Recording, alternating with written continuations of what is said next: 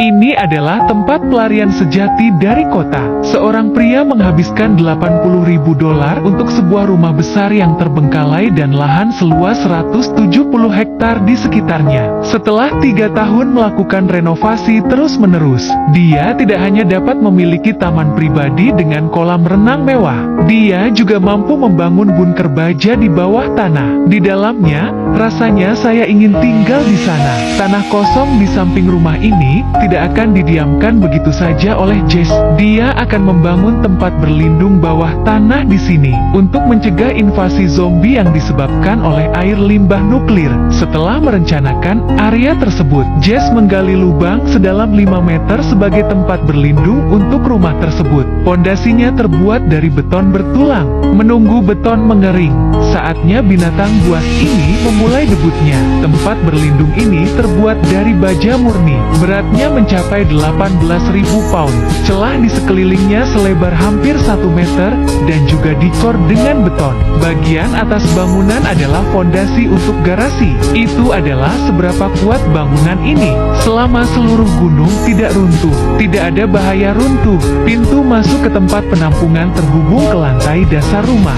Strukturnya memiliki akses darurat ke bawah, memiliki catu daya sementara dan sistem ventilasi, dan pintu pengaman setebal 10 cm untuk memastikan bahwa Hulk hanya dapat berkunjung dengan izin pemiliknya, dan persediaan makanan untuk nanti. Dengan semua prosedur ini, Anda tidak perlu khawatir tentang keselamatan Anda lagi. Bahkan untuk kusen pintu rumah, Jess memilih untuk menggunakan e-balok sebagai lunas. Tidak ada yang lebih penting baginya selain keselamatan.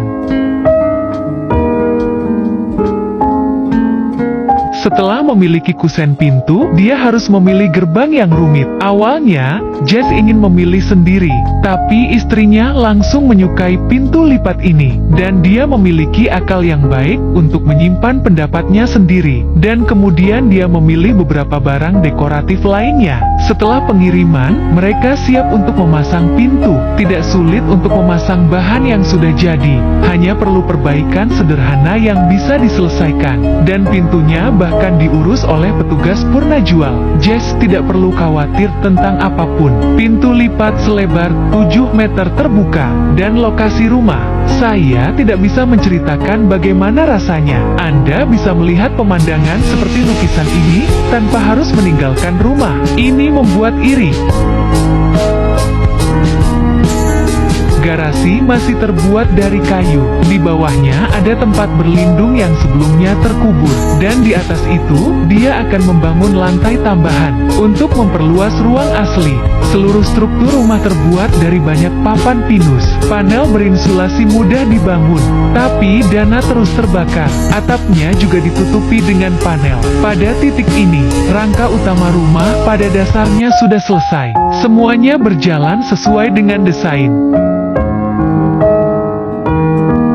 Lapisan luar dinding akan ditutup dengan kayu lapis. Ini akan memperkuat eksterior rumah.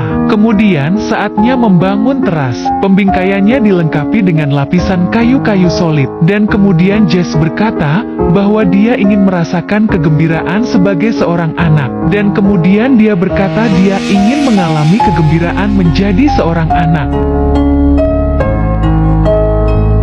Dan ketika itu selesai, bahkan anjing itu duduk di sini menikmati pemandangan. Dan akhirnya, terpal untuk melindungi kayu teras juga sudah selesai.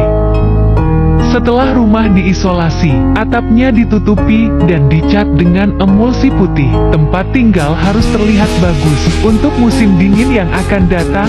Setelah melistriki rumah, Jess mulai menyegel rumah dengan busa semprot. Bahan ini tidak hanya mengisolasi rumah ini, juga meningkatkan kedap suara rumah dan mengurangi gema di dalam rumah, dan sangat mudah dipotong setelah penyemprotan.